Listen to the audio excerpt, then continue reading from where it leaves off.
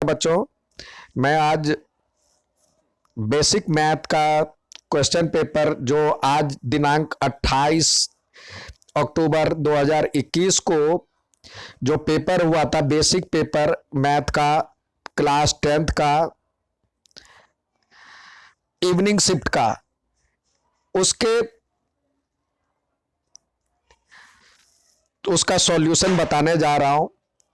यह part A का अभी सॉल्यूशन बता रहा हूं।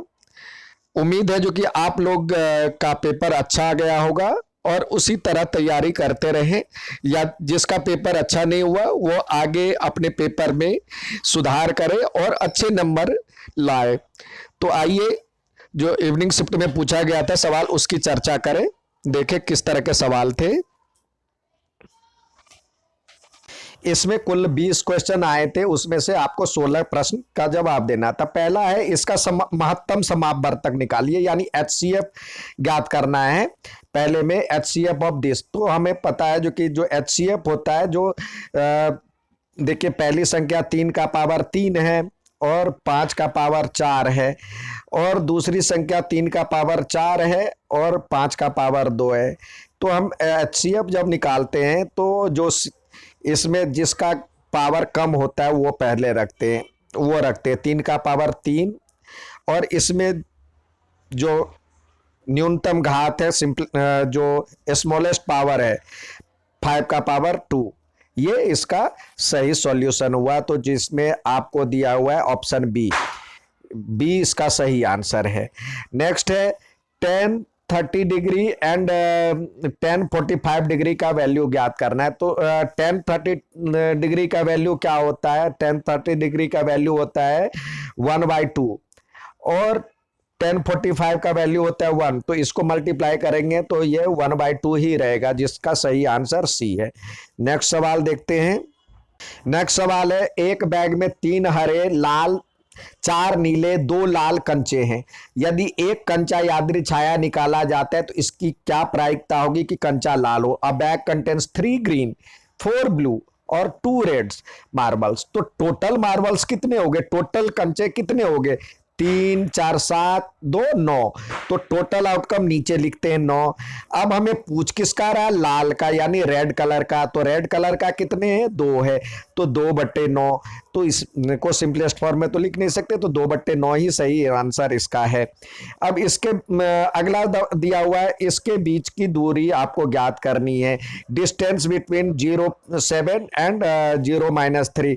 तो हम फॉर्मूले को याद करें तो एक्स का जो डिस्टेंस होता है, तो क्या होता है? एक्स का जब हम निकालेंगे एक्स का डिफरेंस, तो एक्स का डिफरेंस क्या 0 ही है, 0 - 0 का स्क्वायर, और प्लस y2 - y1। तो y2 - y1 क्या हो जाएगा?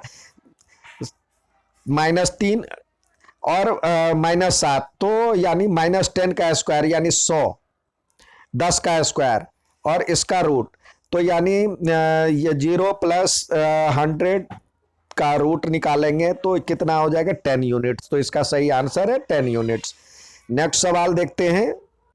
अगला सवाल है, कह रहा है ये y = 3 y अक्ष को किस बिंदु पर प्रतिच्छेद करेगी? y अक्ष को यदि हम देखेंगे तो ये x अक्ष y अक्ष होता है, तो y = 3 तो यहाँ आएगा, तो वहां पे x का वैल्यू 0 होगा। तो पहले हम 0 x लिखते हैं, फिर 3 लिखते हैं, तो 0 3 लिखेंगे। तो ये हो जाएगा इसका वैल्यू 0 3, इसका सही आंसर सी। नेक्स्ट सवाल देखते हैं।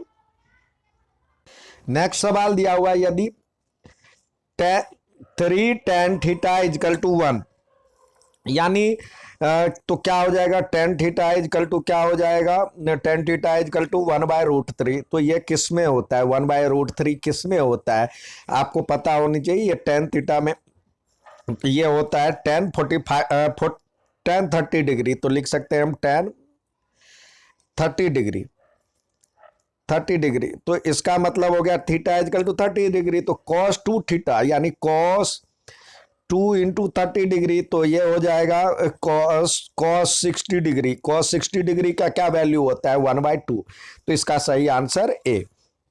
नेक्स्ट सवाल देखते हैं। यहां पे दिया हुआ है, आपको कह रहा है ये दिया हुआ 1:2। अब AD देखे कहाँ पे, AD ये रहा और BD ये रहा। अब हमें कह रहा है ABC और ADE, तो एक तो ये त्रिभुज और एक ये त्रिभुज।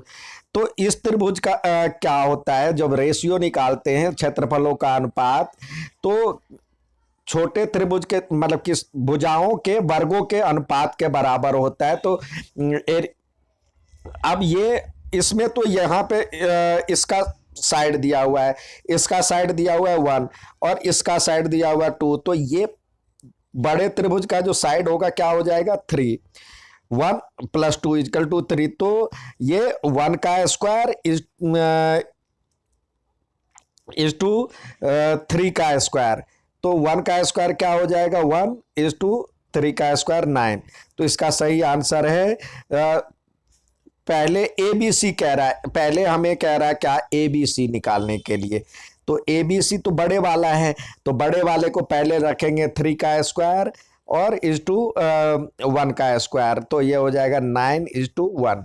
तो जो पहले दिया हो उसको पहले हम रखेंगे। तो हमारा हो जाएगा ये 9:1। इसका सही आंसर ये है। अब कह रहा है एक वृत्त का क्षेत्रफल, यहां पे दिया हुआ है एक वृत्त का क्षेत्रफल और परिमाप संख्यात्मक रूप से समान है, यानी circumference and area are equal. तो सर्कल का सरकमफेरेंस क्या होता है 2πr और एरिया क्या होता है πr²। तो πr × r लिख सकते हैं हम। πr से πr कट गया तो r = क्या बच गया 2। तो इसका मतलब सही आंसर इसका बी है। नेक्स्ट सवाल देखते हैं। अगला दिया हुआ है इस बहुपद में, दिस पॉलिनोमियल में सम ऑफ जीरोज पूछ रहा है। सम ऑफ जीरोज क्या होता है, हम लिखते हैं x² minus sum of zeros. तो यहाँ तो x का वाला टर्म तो है ही नहीं, तो ये 0 हो जाएगा। √2 क्या है, एक √2 एक इरेशनल नंबर है, अपरिमेय संख्या है यानी इरेशनल नंबर है। अगला दिया हुआ है x का मान ज्ञात कीजिए। तो ये देखिए 2 है, ये 3 है, तो उसी अनुपात में ये 4 है, यहाँ पे दिया हुआ है 4। और हमें कह रहा है जो निकालना है, आपसे पूछ रहा है किसके बारे में, आपसे पूछ रहा है इस त्रिभुज के बारे में। तो यहाँ पे देखिए जो इस ट्रायंगल में और इस ट्रायंगल में तो कंपैरिजन करेंगे। तो यहाँ पे ये 2 है, तो ये क्या हो जाएगा 5। तो लिखेंगे 2 और यहाँ पे 2 और 3 5, 2/5 बराबर में 4/x। तो जब सॉल्व करेंगे तो ये हो जाएगा x बराबर में हो जाएगा 4 × 5/2। तो इसको सॉल्व करेंगे तो 10। ठीक है, तो यानी यहां पे हो जाएगा 10 सेंटीमीटर। अब नेक्स्ट दिया हुआ है, इसमें कह रहा है ये इक्वेशन है। हमारे कई बच्चे इसको देखते ही घबरा जाते हैं, लेकिन यहाँ पे यदि ध्यान से देखा जाए तो अल्फा प्लस बीटा क्या होता है, सम ऑफ जीरो, शून्यकों का योग। तो क्या होता है -b/a, -b/a। तो यहाँ पे 7 है दिया हुआ, तो -7 लिखेंगे, -7/1 बी के बदले में। तो 7 है दिया हुआ है, तो ये अल्फा प्लस बीटा बराबर ये हो गया आपके पास -7। और अल्फा बीटा यानी शून्यकों का गुणनफल, प्रोडक्ट ऑफ जीरो c/a, तो यहाँ 5। तो अब इस पे आइए, तो कह रहा है अल्फा प्लस बीटा क्या है -7 और +5। तो इसको सॉल्व करेंगे तो -2 आया सही आंसर। नेक्स्ट सवाल देखते हैं। नेक्स्ट सवाल दिया हुआ है आपके पास, कह रहा है ये 10 3x - 15 = 1/√3। तो ये 10 में किसका वैल्यू होता है याद रखें, तो ये होता है 10 30 डिग्री का वैल्यू। तो यानी 10 से 10 हट जाएगा, तो ये हो जाएगा 3x - 15 = 30। तो इसको सॉल्व करेंगे तो ये 15 उधर आके प्लस हो जाएगा, तो हो जाएगा 3x = 45। तो x इजकल टू कितना 45/3 यानी 15 डिग्री। तो इसका सही आंसर ये है। अब यहां पे अगला सवाल दिया हुआ है, दो पासे एक साथ फेंके गए तो दोनों पर एक ही अंक आने की प्रायिकता। 2 dice are thrown together, find the probability of getting the same number on the device both dice. तो देखिए सेम नंबर क्या क्या आ सकता है, 1-1, 2-2, 3-3, 4-4, 5-5 और 6-6। तो कुल 36 आते हैं, तो 6/36 लिखेंगे, 6/36 जिसको सॉल्व करने पे 1/6 आता है आंसर। तो आपका सही आंसर है ये डी। नेक्स्ट सवाल कह रहा है जो कि ये कितने अंक बाद दशम शांत होगा, how many decimal place this will terminate. तो यहाँ पे देखें कितना हाईएस्ट पावर क्या है, 5 का पावर, पहले तो दोनों 2 और 5 के टर्म में ये 5 का हाईएस्ट पावर क्या है, दोनों में 5 का पावर हाईएस्ट है जो कि 4 है, तो 4 डिजिट बाद शांत होगा। यहां पे कह रहा है 0-2 है तो के का मान ज्ञात कीजिए। तो 0-2 है तो ये 2 रखने पे 0 आ जाएगा, तो रखे 2 का स्क्वायर हो जाएगा 4 प्लस 3 गुने 2, यहाँ पे 3 गुने 2 यानी 6 प्लस के इजकल टू 0। तो के की वैल्यू क्या हो जाएगी, के की 6-4-10 उधर जाएगा तो -10, जिसका सही आंसर बी। नेक्स्ट सवाल दिया हुआ है, यदि ये वृत्त के सिरों का निर्देशांक है, व्यास के सिरे हैं, व्यास इस तरह से सिरे होते, तो इसका मध्य बिंदु निकालना है, केंद्र इसका मध्य बिंदु ही होगा। तो x1 प्लस x2/2 यानी 3 और 1 4/2 यानी 2। तो पहला तो ये हो गया और 4 में से 2 गया तो -2/2 यानी आपके पास सही आंसर डी है। नेक्स्ट सवाल देखते हैं। नेक्स्ट सवाल आपके पास दिया हुआ है, यदि एक घटना एक घटित होने की प्रायिकता P है तो निम्नलिखित में से कौन सा कथन सत्य है, the probability of an event A is. तो इसमें से सही कौन सा है, P यानी प्रोबेबिलिटी की घटना ज्यादा से ज्यादा और कम से कम यानी 0 से 1 के बीच में या बराबर होता है, तो यानी ए सही है। अब कह रहा है एक चतुर्थांश का क्षेत्रफल ज्ञात कीजिए जिसकी त्रिज्या 7 है। तो चतुर्थांश का क्षेत्रफल क्या होता है, 1/4 और पाई आर स्क्वायर ये होता है।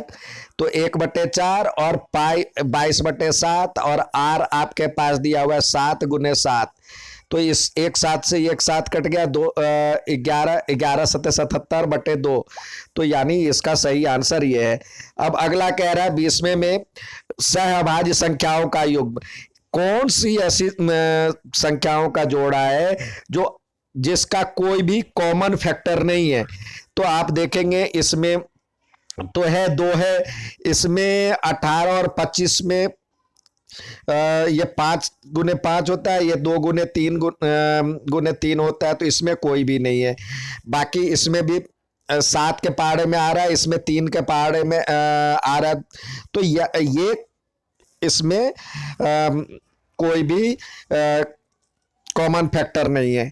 ठीक है, उम्मीद है जो कि आप अपने अपने प्रश्न मिला लिए होंगे, और अच्छा लगे तो लाइक और सब्सक्राइब जरूर करेंगे। नेक्स्ट वीडियो में दूसरे पार्ट का सॉल्यूशन लेके आऊंगा। धन्यवाद।